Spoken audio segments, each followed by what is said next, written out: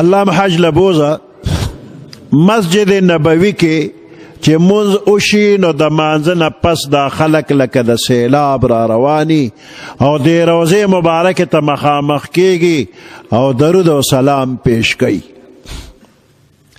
او د هر بنده زړه غواړي چې د جالې مبارکې سره ډېر نږدې ودرېږم او ډېر سات ودرېږم خو خلک ډېر وي نو سرکاري عمله چې ولاړې نه به ته اشاره کوي چې ته مخکې ځه چې تا پسې نور خلک راشي نو ډېر ودرېدو ته دې څوک نه پرېږدي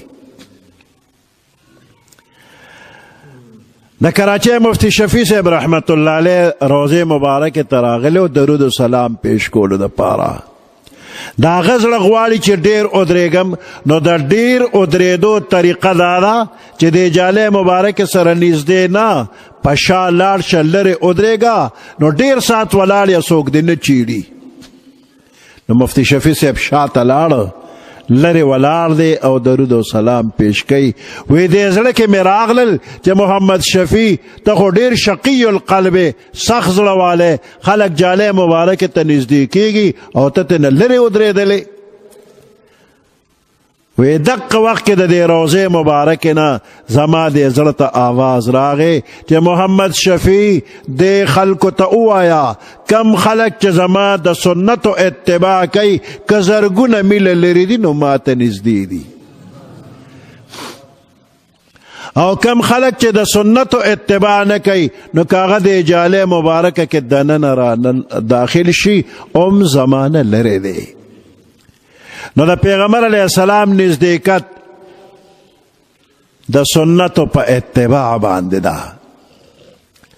د الله محبت د پیغمبر علیه السلام په اتباع باندې دی نه چې د پیغمبر علیه السلام اتباع دې وکړله نو ته به د الله محبوب شي د الله دوستۍ کې به راشي نو دا دینی مدرسې وړې دي او که لوی دي په دې کې چې دا کم عالمان دي دوی له الله خپل عشق او محبت ورکړی دی او دوی ته الله د دین علم هم ورکړی دی نو دوی د دې قوم بچو ته واړه دي او که زاړه دي دوی ته سبقونه ښیي نو د عشق او محبت او د دین علم د خپلو شاګردانو ته منتقل کوي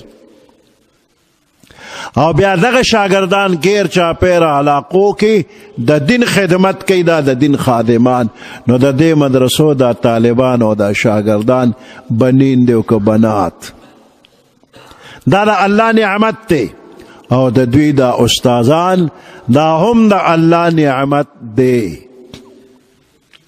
د دوی دینی خدمت دا هم د الله نعمت دی او د دې نعمت قدر وکا لئن شکرتم لازیدنکم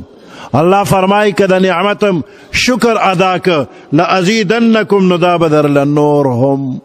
زیاد کما دا اولیاء الله دی دا طالبان او د دوی استادان دا اولیاء الله د الله دوستان دی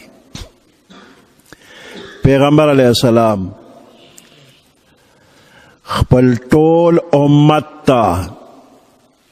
د دې طالبانو او د عالمانو په باره کې سفارش کړی دی نو پیغمبر علیه السلام فرمای اکرمو حملة القرآن تاسو اکرام وکئ د قرآن د خاوندانو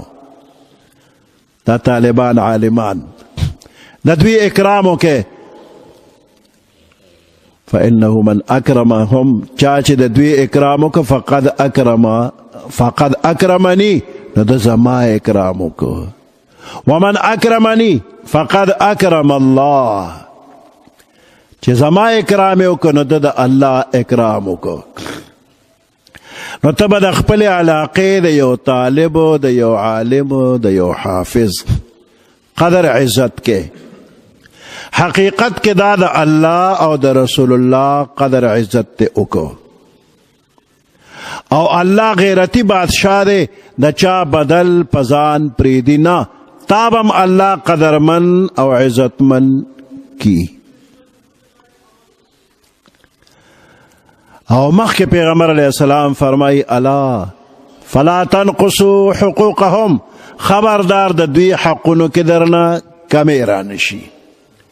طالب ته سپک ونه ګورې، عالم ته سپک ونه ګورې. بعض انسان بد نصیبه، بد قسمته، ټوله ورځ په طالبانو پسې بدې ردې وي او په عالمانو پسې بدې ردې وي، خبرې روانې وي، جاړې کوي. نو داسې بد قسمته چې مړ شي او قبر کې کېږدې،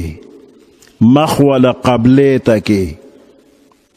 خاورې پې واړی او خلک ته واپس شي، نو دوه فرشتې راشي ورته وي تا هم نن قبلې ته مخ کړی دی، ستا د قبلې سره څه کار دی؟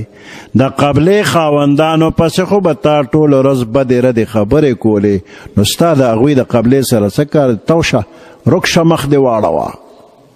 اقا سات ولا فرشتې د قبلې نه مخ واړئ. مولانا رشید احمد گنگوہی رحمت اللہ علیہ د دیوبند استادانو استاز دی، د پیرانو پیر دی، صاحب کشف، صاحب کرامت دی. اغوی فرمائی وی دا فرشتی ولا مخ د قبلې نه واړی، نو کستا یقین نه کیږي، نو دا گز او دا میدان خاوره ته لرکه اوس به درته وښیم چې مخې د قبلې نه وړېدلی دی. نو دا د یو انسان بد قسمتي وي چې هغه د عالمانو په خلاف بدې ردې خبرې کوي.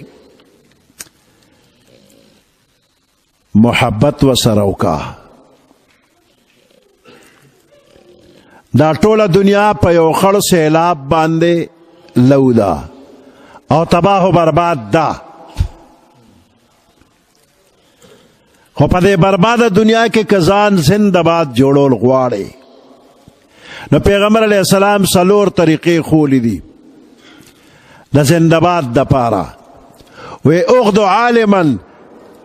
ته عالم جوړ شه نو ته به زنده‌باد شي، او که عالم نی نو نمبر 2 متعلما، طالب علم شه نو بیا به هم زنده‌باد شي، او که دې وخت کې نه عالم او نه طالب نو نمبر 3 او مستمعا، د دې عالمانو خبره په مینه محبت اورېدونکي شه، بیا به هم زنده‌باد شي.